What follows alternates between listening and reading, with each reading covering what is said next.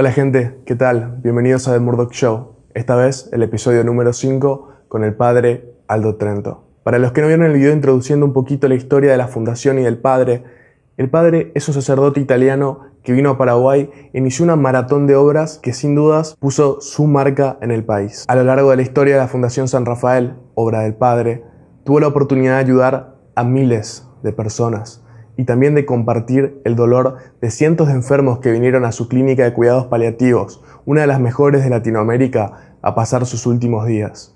Es un alma única, con experiencias muy particulares, lo cual hizo esta conversación, de verdad, con todo el sentimiento, se los digo, un honor.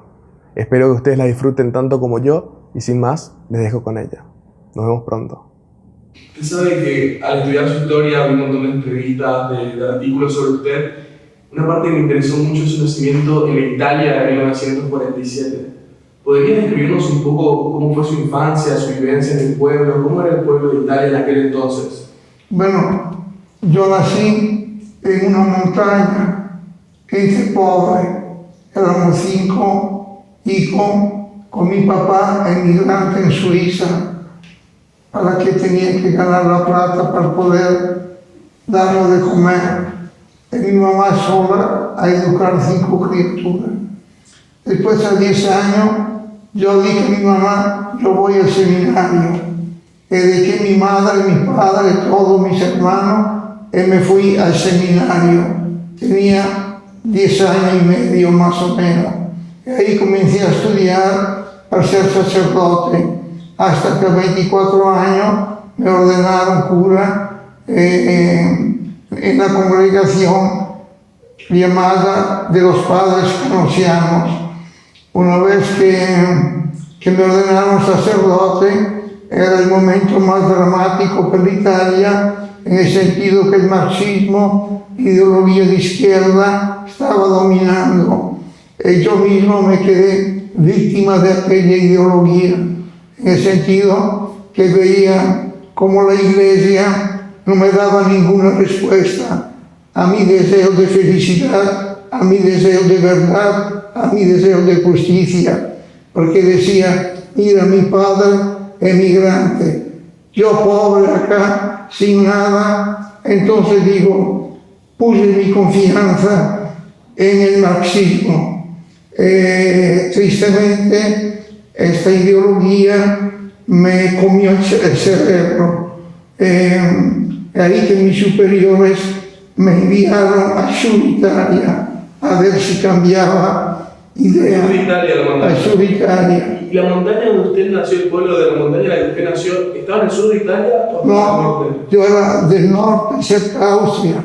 Ah, porque siempre se habla mucho de que el norte de Italia es más afluente que el sur. No. ¿No es cierto? Me enviaron a Sur Italia, cerca de Nápoles, para ver si cambiaba la cabeza.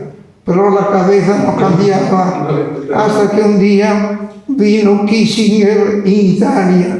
Y yo, con otro profesor, organizamos una huelga contra el imperialismo americano. Vamos a hacer un paréntesis ahí para explicar que Henry Kissinger era el secretario de Estado de los Estados Unidos en ese momento, sí. Un hombre muy conocido, muy involucrado en todos los temas de relaciones exteriores de Estados Unidos.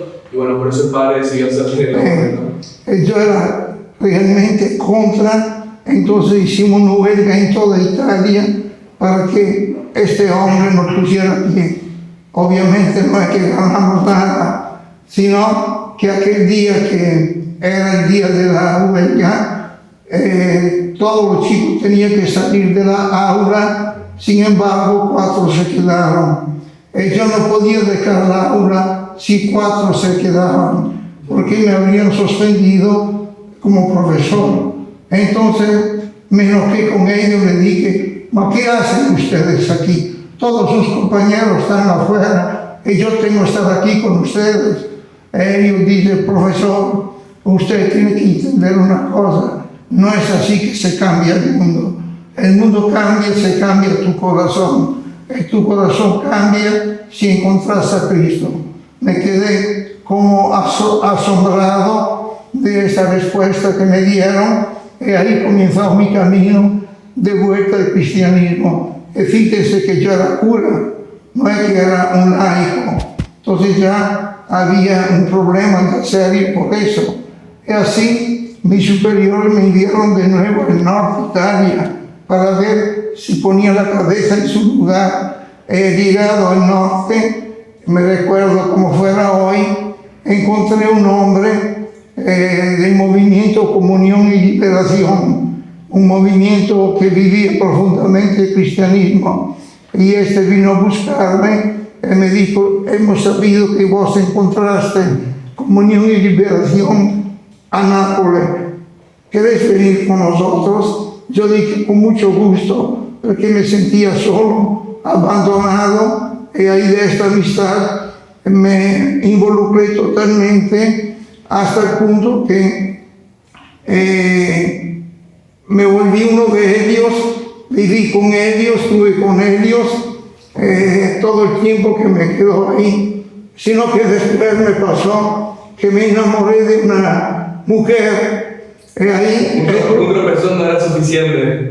Un tropezón no era suficiente. No. Pero me pareció bien. Así que ahí el problema fue mucho más grave. Así que mis superiores me decidieron de enviarme a Salerno. Digo, en Paraguay. ¿Cómo en Paraguay? No sé ni dónde está.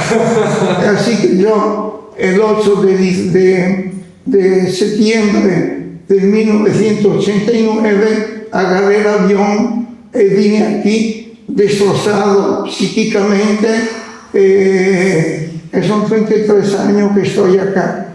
Cuando llegué aquí, me enviaron acá, en esta parroquia, que era muy pobre, no había nada de todo esto, nada de nada. Además, en Villarica, a la facultad para enseñar. ¿En Villarrica se iba a la facultad? También. ¡Wow, qué lejos! Facultad de Católica. Ya. Me iba ahí cada semana. No sabía de español, entonces te imaginas la fatiga, la dificultad. Sin embargo, tenía un amigo grande conmigo que se llamaba Padre Alberto, que me ayudó. Pasando el tiempo, aquí había todo un basural. No había nada de acá prácticamente. Así comencé a preocuparme de los pobres, que era mi pasión. Por eso que también la caída en el marxismo ha sido propio debida a mi deseo de ayudar a los pobres. Despacio, en 30 años nació todo lo que ustedes ven ahora, con la providencia de Dios que hizo todo ella, porque yo era un pobre hombre con la cabeza de más, no todo en su lugar, hasta el punto que nadie me daba bolilla, todo me decían el Padre Ángel loco. Comencé a trabajar en todos los sentidos. Me dediqué al descubrimiento de la cultura paraguaya. Di la vuelta de todo el Paraguay porque quería conocer las reducciones, quería conocer toda la cultura de este gran país y me quedé fascinado. Y ahí escribí muchos libros sobre las reducciones jesuíticas de la cultura guaraní. En el mismo tiempo comencé a arreglar la parroquia, que era muy fea. Arreglar la parroquia significó después construir el castillo que está ahí al lado, que es la escuela de los niños, y después del castillo hemos terminado construyendo despacito la clínica. La primera clínica ahora la casa de los ancianos, que está aquí al lado. Pero después decían, ¿por qué no hacer una clínica linda, grande, bella, para poder acoger todos los mendigos, los enfermos de SIDA, los enfermos de cáncer terminal, donde aplicamos los cuidados paliativos? Y así, en unos años nació esta clínica que ustedes pueden ver visitar. Pueden visitar, así que si quieren visitar, acuérdense Sí. que vamos a dejar la página de la fundación acá abajo, también el número de teléfono, si quieren ver cualquiera de las obras, si quieren venir a conocer. La verdad es que es toda una experiencia conocerlo, ¿no? Es una experiencia religiosa, estética, es una experiencia de varias características. Yo por la belleza hecho padre le quería preguntar, porque todas estas obras no son simples obras impersonales, se nota que hay un toque y una visión muy específica. ¿Cuándo fue usted que descubrió, digamos, o se conectó con la belleza de las cosas? Ma siempre tuve la atracción por la belleza, ¿no? Es como cuando uno ve una chica linda, evidentemente no es que cierra los ojos, lo abre así. Hay una atracción que a mí el arte siempre me encantó, porque digo siempre que la verdad es el esplendor de la belleza, y la belleza es el esplendor de la verdad. Y así comencé a educar a los niños a cómo se tiene que entrar en la iglesia, cómo tiene que limpiarse, cómo tiene que arreglar la cama. Mi prédica eran todas de este tipo. Un día recuerdo que traje en la iglesia la cama, le expliqué a los niños cómo se tiene que arreglarla, la primera sábana, la segunda sábana, la almohada y todo eso. El domingo siguiente le pedí al examen que vinieran a hacerme la prueba de cómo arreglaban la cama. Y así. Aprender a través del orden. Aprender a través del orden. Sí. El orden físico también Claro, se del espíritu. a través de la belleza física uno aprecia que vale la pena en la vida. Porque una cosa bella te entusiasma, te da alegría.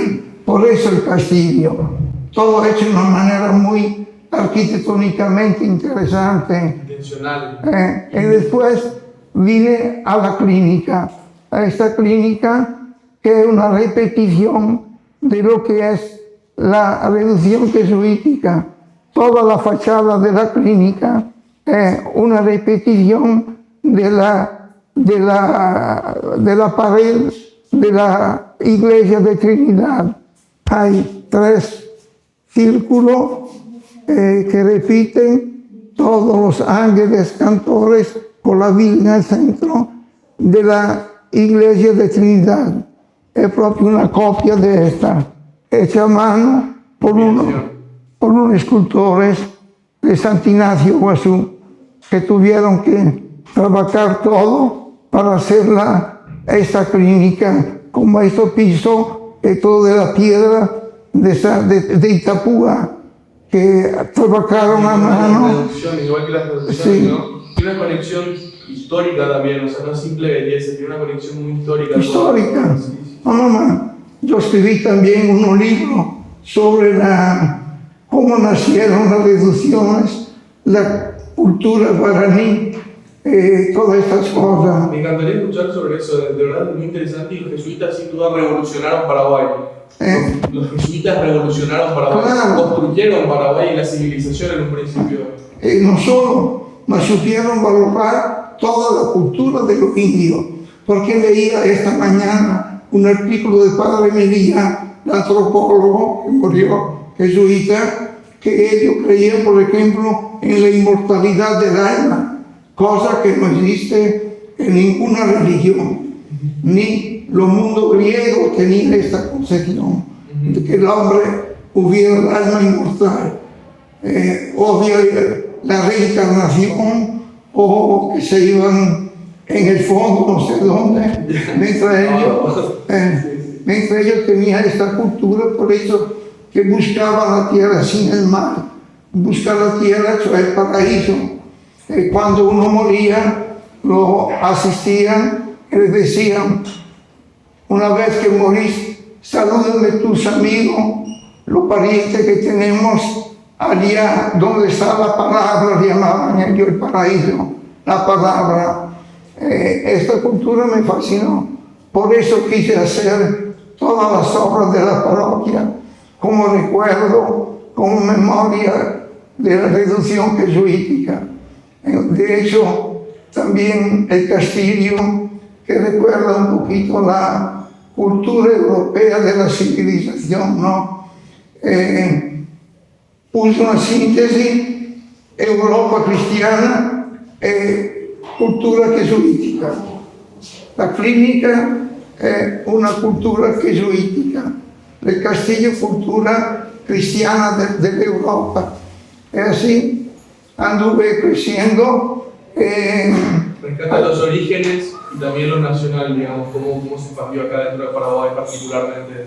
¿Cómo? Rescata los orígenes europeos del cristianismo y también rescata cómo se expandió particularmente acá dentro de Paraguay. E cómo vinieron aquí los paraguayos, cioè los jesuitas, no los conquistadores, los jesuitas, los padres, cómo vinieron aquí, cómo se dedicaron, cómo se entregaron a los indios, que lo llamaban como hijos, lo amaban como hijos. De esta postura entendí que era importante que tuviera esta atención yo, primero, sentir que estos son mi hermano, mi hijo. Por ende, la clínica, por ejemplo, que ha asistido a morir a más de 1.500 personas hasta ahora.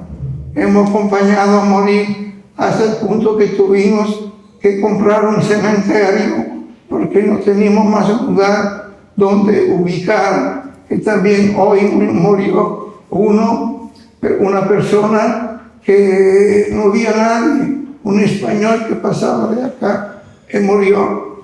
Y nosotros lo hemos aceptado, como mañana vamos a aceptar 2 personas de limpio que vienen aquí porque son cáncer terminales. Entonces, acá la cosa bella es que se abraza todo, homosexuales, lesbianas, todito, sin ninguna discriminación. Lo se acepta con amor, con cariño, no le pedimos ni la cédula ni nada, ni de dónde vienen, de qué han hecho, lo que no han hecho. Lo importante es que se sientan amados, se sientan queridos y que puedan descansar en paz. Qué hermoso, Padre. Usted sabe, yo le quiero preguntar como ser humano, ¿no? Usted con tanta experiencia espiritual, me dice lo importante que es amar a las personas como hermanos, como hijos. Yo lo veo muy sincero también, o sea, nunca he escuchado a un padre tan sincero como usted diciendo que se enamoró en su juventud, de que alguna vez creyó en el marxismo como una solución para los problemas de los pobres, por ejemplo. Le pregunto, ¿usted, una cosa es pensar que debemos amar a los demás como hermanos y como hijos, y otra cosa muy diferente es sentirlo? ¿Usted siempre lo sintió así o antes no tenía ese sentimiento? No, yo nací con esta devoción, con esta gana, con este deseo, porque veía mi pobreza en casa. Entonces decía, yo necesito de todo, mi mamá de todo, no tenemos nada. Entonces crecí con la pasión para los pobres.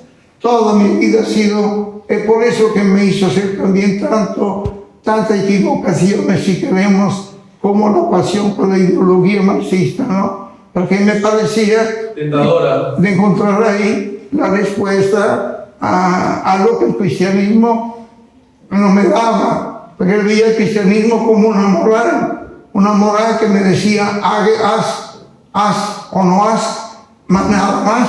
No era un encuentro personal con Cristo que entra en mi vida, que me hace entrar a descubrir qué significa ser hombre, como decía un grande doctor del primer siglo cristiano, encontrando a Cristo, me descubrí hombre. Yo no me sentía hombre, me sentía como sofocar, como morir en una moral que no tenía presencia en el mundo material, podría decir. Una moral y no como un acontecimiento, como algo bello que entra en la vida y que te hace respirar, te hace vivir, te hace gozar y te empuja a entregarte a los demás como te entregaste a Cristo. Esto. ¿Cómo cambió eso para usted? Porque yo sé muchísimos jóvenes que se sienten lo mismo así, sienten que el cristianismo es más bien un peso y una responsabilidad, incluso como usted dice, una idea muy abstracta que requiere mucho de uno, pero no ven el impacto y no viven la belleza en sí de su creencia. ¿Cuándo cambió eso para usted? ¿Cuál fue el cambio de chip que vio eso? El cambio aconteció cuando encontré un sacerdote que se llama Don Giussani, que me abrazó y me dijo: qué bello lo que te está pasando, porque me fui junto a él diciendo de Giussani: mira que acá perdí la cabeza por una mujer, sufría como un perro, hasta tener una depresión que me duró casi 30 años. Y me abrazó diciéndome: qué lindo, Padre Aldo, ahora finalmente te vuelves un hombre. Esta cosa me dio mucho consuelo. Y así, seguido, acompañado por este sacerdote, el Señor y la Virgen me ayudaron a hacer los pasos que me pidió, la de venir a Paraguay, que ha sido una distancia muy dura. Me parecía de volverme loco. Sin embargo, me obedecí en la obediencia, en el sufrimiento. El Señor hizo todo lo que está aquí. Propio yo le ofrecí simplemente la mano, mis dones que tengo, y basta. Todo esto lo hizo la providencia. Entonces fue el amor, digamos, lo que lo despertó a usted como hombre. Cuando Claro. vio la realidad de la carne, por decirlo de alguna manera.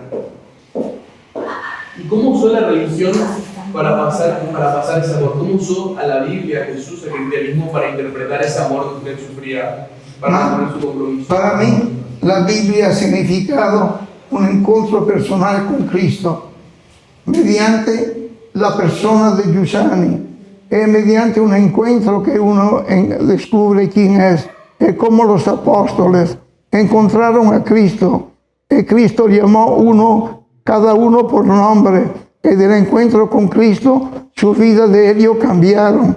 Así el cristianismo se transmitió en la historia siempre por un encuentro. Fulano encuentra a Mengano, sultano, y estos se quedan fascinados porque ve que conviene ser cristiano, que significa descubrirse hombre. Descubrir también que es posible amar sin egoísticamente poseer una persona o usarla o tirarla, como hacen la mayoría hoy en día, ¿no? Que una relación entre hombre y mujer normalmente es simplemente una herramienta que tiran, usan y tiran. Y después todo se apaga, con todo lo desastre que hay, feminicidio, celo, toda esta cosa, debido propio al hecho que no han encontrado a Cristo. A mí me gusta, quizás sea un error, no sé si para ustedes es un error, por ejemplo, intelectualizar la religión. Me parece muy interesante lo que usted dice de encontrarse hombre. Más o menos lo que yo aprecio es que uno se encuentra hombre, pero en el otro. Y ese es el punto clave, siento, y también de lo que enseñaba Jesús, siento de su mensaje más profundo en el fondo. Usted me dirá qué opina de mi perspectiva, ¿no? Que sabe mucho más de todo. Es vernos como iguales, entender que lo que yo tengo también está dentro del otro y que todos tenemos un poquito de Dios. Es claro, por eso que Pedro encontró a Jesús. No es que cada uno se fue por su cuenta, cada uno encontraron a Cristo. Zaqueo, vení conmigo. Pero lo encontraron en el otro, a Cristo. Claro, en el otro. Porque si yo no vivo en el rostro de Cristo no me interesa. Es una amistad cualquiera que es destinada a fallar en el tiempo. Mire, si yo encuentro el otro, que es fascinante porque el modo con el cual vive todo, es claro que me interesa. Como esta capilla, por ejemplo. ¿Cómo es que nació esta capilla? Por la belleza, que todo sea lindo. Entonces uno entra aquí y dice, mira, qué espectáculo, ¿no? Toda de oro, toda propio. Uno tiene gusto de estar aquí. Volviendo a su tiempo en Italia, padre, usted nace más o menos después de una época muy dura para Italia, la Segunda Guerra Mundial, Mussolini, el fascismo. ¿Cuál era la situación de la iglesia en ese momento, en la década de los 40, de los 50? ¿Cómo se encontraba la iglesia italiana y la iglesia en general en esos momentos? Ha sido muy problemática la situación, porque habían sacerdotes que también simpatizaban, y había otro que se rebelaban. ¿Con el fascismo simpatizaban algunos sacerdotes? Yo no soy conocimiento de tanto, pero seguramente los capellanes militares eran de... ¿Y cómo funcionaba eso? ¿Cuál era el rol de la iglesia, digamos, dentro de, vos me decís, capellanes militares? ¿Qué hacían ellos? Ellos acompañaban, por ejemplo, yo nací después del fascismo, entonces no hay que poder decir nada. Por ejemplo, la armada de Mussolini fue acompañada en Rusia, en Donbass, con un capellán también, que asistían a los soldados, porque pobrecito tenía necesidad de haber un consuelo de parte de alguien que le recordara sus orígenes, que le tenía viva la fe. Después se quedaron casi todos muertos allí en el Donbass por el frío que congelaba a toda la gente. Ya, comprendo. Durante tantos años que usted ha vivido dentro de la institución que es la iglesia y su religión de una manera muy personal, ¿qué cambios ve? Ya sea en cómo se siente el cristianismo hoy en día en comparación en el pasado y en la iglesia como institución. Yo personalmente soy contento porque la iglesia como institución la veo como la expresión de la presencia de Cristo en el mundo. Cristo se hizo carne en una realidad orgánica al tiempo y al espacio.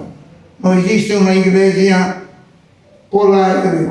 Entonces es evidente que Cristo, creando el primer colegio apostólico con los 12 apóstoles, le dio una forma a la iglesia históricamente hablando, y esta forma está siguiendo desde hace 2000 años, hecha por hombres pobres, hombres pecadores, hombres que tenían todos los defectos de todo, como tú y yo, que tengo aún, pero el modo por el cual Cristo eligió ha sido esto, de dar una estructura, una forma de vida, de manera que fuera una compañía de amigos que iban por el mundo a evangelizar a todo el mundo.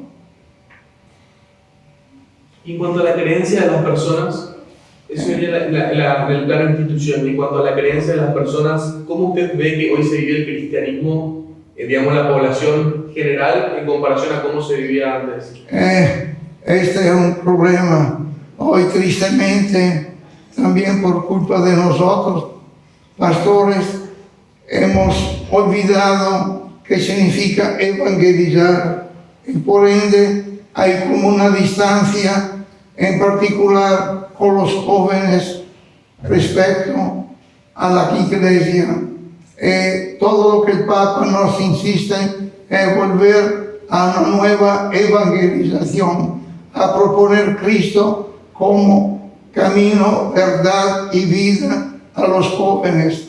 Que yo veo que los jóvenes, si encuentran un sacerdote enamorado de Cristo, ellos siguen. Siento que el cristianismo últimamente está siendo más utilizado como criterio de demarcación, más para separar, le presta más atención a qué el cristianismo dice que no, en vez de a qué el cristianismo dice que sí. El elemento de unión es lo que no se destaca nunca. A mí me parece sin sentido porque es lo que Jesús quería. El problema es que el cristianismo no es un no. El cristianismo es un sí. Es una plenitud. No es no. Y esto que me hizo dar en crisis a mí. Porque no. Entonces digo, Si todo es no, yo no me interesa nada. Mientras el cristianismo es Cristo que vive en la vida y te dice, mira qué bello que amar a una persona de esta forma, mira qué bello amar a tu novia de esta manera, mira cómo es bello vivir de esta forma, y eso te atrae. Si ves, todo es pecado, todo es malo, todo es negativo. Y hay algunas ramas que han llegado tan lejos como para decir que una vez que vos te equivocaste una vez o pecaste una vez, te significa que estás privado del cielo. Hay algunas ramas del cristianismo, no sé si me ocurren algunos calvinistas, por ejemplo, que han llegado a decir que una vez que vos pecas una vez, cometés un error, ya estás privado del cielo. No, estas son estupideces que tenemos que quitarnos. No es esta la cosa. Mas Dios te ama tanto que por cuanto pecado hiciste, basta que digas, Señor, piedad de mí, y ya te estás salvo. No, tenemos que pasar de esta imagen negativista del cristianismo a una imagen realista del cristianismo, que es una vida mejor, una vida mejor. Mira qué pasó cuando la Europa era cristiana. Nacieron todos los conventos, toda la iglesia, todo, para decir que eran un más, nunca un menos. El cristianismo no es un menos. Si fuera un menos, yo dejaría todo y me iría. Porque ¿qué sirve todo lo que hice si es un menos? El cristianismo es un más y siempre más. Por eso comencé 30 años atrás con el limpiar la basura que tenía en la parroquia. He llegado con la gracia de la providencia divina a lo que vos te ve, porque es un más. Me encanta esa interpretación del cristianismo como una afirmación, que no de tanto falta, pero usted sabe, este ya es un problema muy personal mío, no sé, ya casi que le estoy pidiendo un consejo, ya fuera de plano de entrevista, de verdad muy personal para mí. Yo cuando interpreto el cristianismo como afirmación, que es mi interpretación favorita de todas las cosas, de hecho, encuentro otra contradicción que me preocupa y siempre me preocupó, de que tengo 3 años me preocupa, no puedo aceptar esa idea, que es, digamos que yo por casualidad de la vida justo no creo en Cristo, porque no me lo enseñaron de pequeño, porque no estuve expuesto a esa idea, pero toda mi vida me dediqué a ser una buena persona, en hacerle bien a los demás y a dar lo mejor de mí para el mundo. Según lo que yo interpreto de la Biblia, igual, de todas formas yo estaría condenado por no creer en él. Claro, porque como me dicen, tenés que hacer, mas si yo no estoy capaz ni de mover una piedrita, ¿cómo puedo hacer? Yo vivir los mandamientos, si no hubiera encontrado a Cristo, no es posible, porque hay como una atracción. Como decía San Pablo, veo lo que es bueno y hago lo que es malo, y no hago lo que es bueno. Hay una debilidad ontológica en el corazón humano. Por eso que Dios se hizo carne. No es que Dios perdió tiempo venir en la tierra. Vino para darle una esperanza al hombre, para enseñarle un camino. Vengan detrás de mí todos ustedes que estáis cansados y demoralizados, y yo os salvaré. Esto es el cristianismo. Es decir, ¿usted cree que la salvación está implícita en el bien?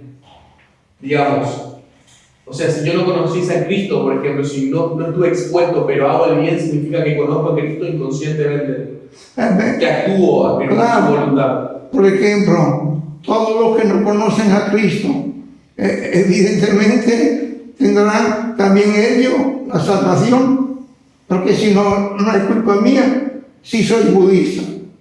Nací en una realidad budista, el Señor en su misericordia será Él que me salvará.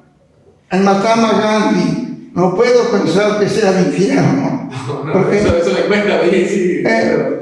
También era budista porque hizo el bien, se entregó a los demás con todo cariño. El Papa actual también con el encuentro que hace con lo que es de todas las religiones, exacta siempre esta relación personal con Dios, como los indios con tu papá.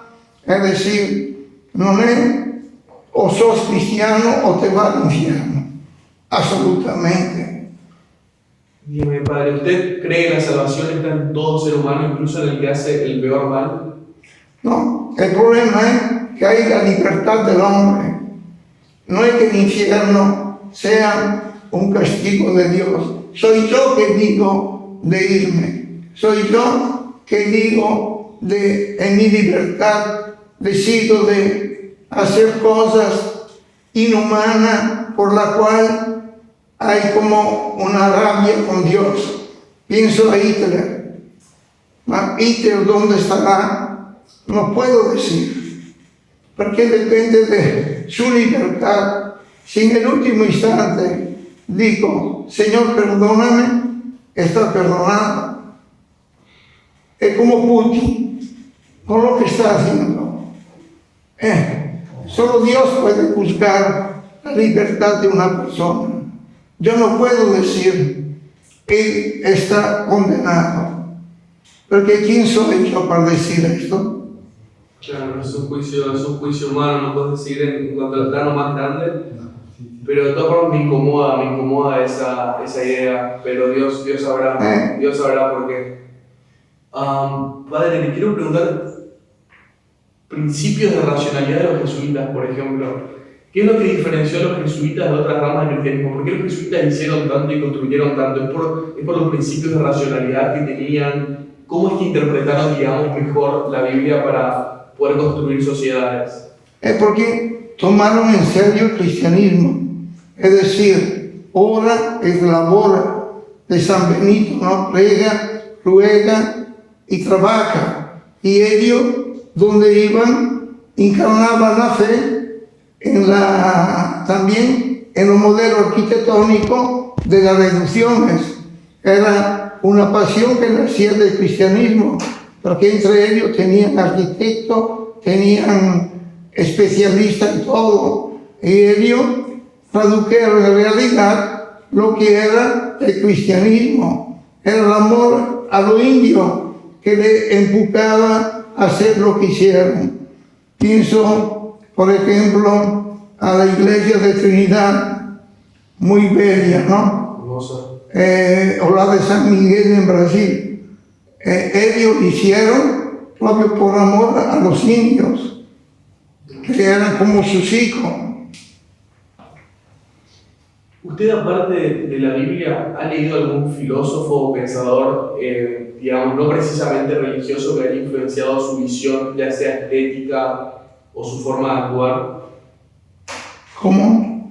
¿Usted a lo largo de su vida ha sido influenciado por algún pensador no religioso, ya sea en su obra, a la hora de actuar o en su visión estética, de pronto por todas las obras y su gran componente estético que tiene? A mí, cuando era ¿cómo se dice?, en el movimiento de izquierda, lo que me gustaba era Paulo Freire, el famoso pedagogo brasileño, que fue al poder con Allende, fue lo que dio la reforma educativa de Chile. Es muy interesante lo que dice, que primero tenemos que formar la persona. Formando la persona, se forma después también la estructura.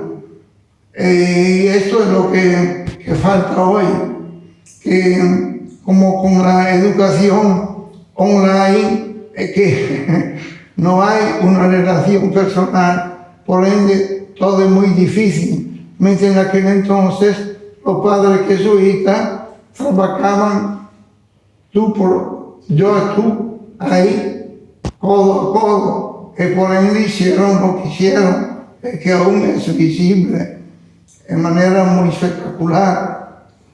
Estoy completamente de acuerdo con usted en que hoy se trata de sintetizar demasiado y tomar todo como si fuésemos una abstracción y nunca podemos negar nuestro lado humano y el impacto que causa, por ejemplo, esta belleza Yo cuando conocí la Fundación San Rafael me acuerdo que hablé con Caro y me había contado a ella que a veces le reprochan incluso a ustedes, por ejemplo, la belleza del centro cultural, que es enorme, es hermoso. Yo me enamoré personalmente de la Fundación, sí, del centro cultural. Yo me enamoré de la Fundación cuando me enteré de esa filosofía que tienen ustedes de influenciar a las personas a través de la belleza y el orden. O sea, ¿por qué darle al pobre lo menos posible? ¿Por qué no presenciarle la belleza en sí misma y que esa belleza construya dentro de él? Por eso que yo usé material barato, árboles caídos, tablitas, ¿sí? Para hacer toda aquella obra ahí, ¿no? Que tiene todos los pilares, todo de madera entorcida. Había que ingeniársela. Había que darle la vuelta. Pero es todo lindo porque todo tiene un fin, una estética, y uno que entra ahí se queda encantado en el ver estas cosas. Para decir que con poco se puede hacer mucho. Acá en Paraguay yo encontré tanta gente, escultores, pintores. Esto, por ejemplo, es un paraguayo que me hizo todo. No es un profesor ni un arquitecto, es él que me hizo todo. Mira qué espectáculo. Para decir que tenemos personas geniales, solo que no le valoramos, no le amamos y por ende nunca vemos su potencial. Nunca vemos su potencial, claro, su talento. Porque si nosotros diéramos más importancia también a la gente del campo, que son talladores maravillosos, no sería así también la pobreza que vivimos, ¿no? Es una desidia, un abandono. No, la educación no llega lamentablemente a todos los lugares. Por eso cuando entran acá los chicos entienden cómo es y se quedan entusiastas. Padre, Dios, usted tiene tanta experiencia, es una oportunidad única para preguntarle cosas. ¿Qué vive usted en el dolor? ¿Qué le enseñó el dolor? Usted ha podido presenciar el dolor más cerca que el 99% de las personas. ¿Qué vio en el dolor? ¿Qué encontró en los ojos de una persona sufriendo? El dolor. El dolor. ¿Qué le enseñó el dolor? Lo siento muy fuerte. Muy personal. Porque también ahora que tengo esta artrosis, me cuesta mucho. Lo ofrezco al Señor. Entonces, también los pacientes me ven así, que se siente como consolado, que ve que el país también es humano.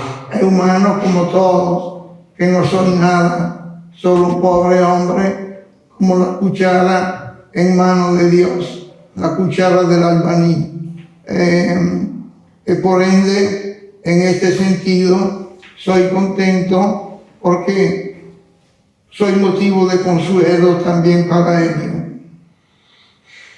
En toda su carrera de las obras, de la escuela, de la clínica, de cuidados paliativos, ¿hay algún evento que destaque en particular como que le haya impactado mucho? Puede ser, no sé, algún paciente en específico, algún niño en específico. ¿Hay algún Por ejemplo, mi hijo adoptivo, que adopté un hijo que ahora tenía 24 años, todo entorcido, murió la semana pasada, me dolió mucho, sufrió mucho, pobrecito. Esto me impactó, verlo sufrir en estas condiciones, ¿no? Porque solamente en el cementerio que tenemos en la granja, tenemos 126 enterrados ahí. Porque antes íbamos a llevarlo al cementerio del Este, la Recoleta, pero después no era más posible, entonces tuvimos que buscar un lugar donde enterrar a nuestros hijos que mueren acá. Todo esto para mí es un dolor cuando muere uno, porque te ve que jóvenes, chicas jóvenes, chicos jóvenes, que por culpa de SIDA se van. Es un dolor para que no te puede hacer nada para ellos, sino quererle, abrazarle, amarle y acompañarle a prepararse a morir. Creo que deberíamos hacer eso por todos igual. A mí, por ejemplo, me tocó tener un papá muy mayor. Yo siempre fui consciente de que mi papá yo no le iba a poder disfrutar tanto quizás como otras personas. Y nada, no pierdan el tiempo, no hay por qué esperar a que le pase algo malo a una persona para empezar a amarla y cuidarla y valorarla. Padre, ¿cómo procesamos una desgracia? Según usted me cuenta de su hijo, ¿cómo lidiamos con esa desgracia? ¿Cómo lidia usted con la tragedia? Es con la gracia del Señor que me da la fuerza, porque yo sinceramente hay momentos muy duros. Es solamente la gracia de Cristo, la oración, que me da la fortaleza de seguir adelante, ofreciendo al Señor mis dolores, todo lo que hago. Y gracias a Dios tengo también un consejo directivo muy bonito que trabaja mucho gratuitamente, y esto permite que todo el personal, que son casi 200 personas, puedan aprender a cómo se tiene que vivir con estas personas que sufren. Imagino que la experiencia lo cambia a cualquiera.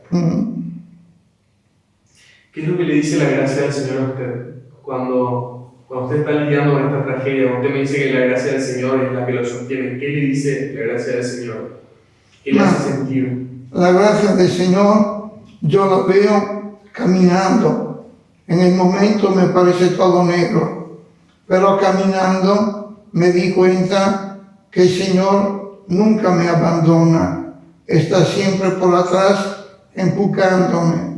Y lo veo todos los minutos, porque también cuando no logro, a veces quiero pararme, el Señor está ahí, listo para ayudarme, para empujarme, para seguir adelante. Qué lindo mensaje. Muchísimas gracias, Padre, por Gracias a ustedes. Y vengan a visitar la fundación. Los esperamos acá en la capilla, los esperamos en el centro cultural. También está la pizzería Dos Soles Mío, que son fantásticas las pizzas. Se usan todas las ganancias para financiar las obras de la fundación. Y nada, los esperamos acá, chicos. Muchas gracias por ver. Nos vemos pronto. Gracias. No, qué padre, a usted, Dios. Me siento sumamente afortunado por poder compartir, por tener su tiempo en ese mundo, de verdad. Que muchas experiencias que carga usted,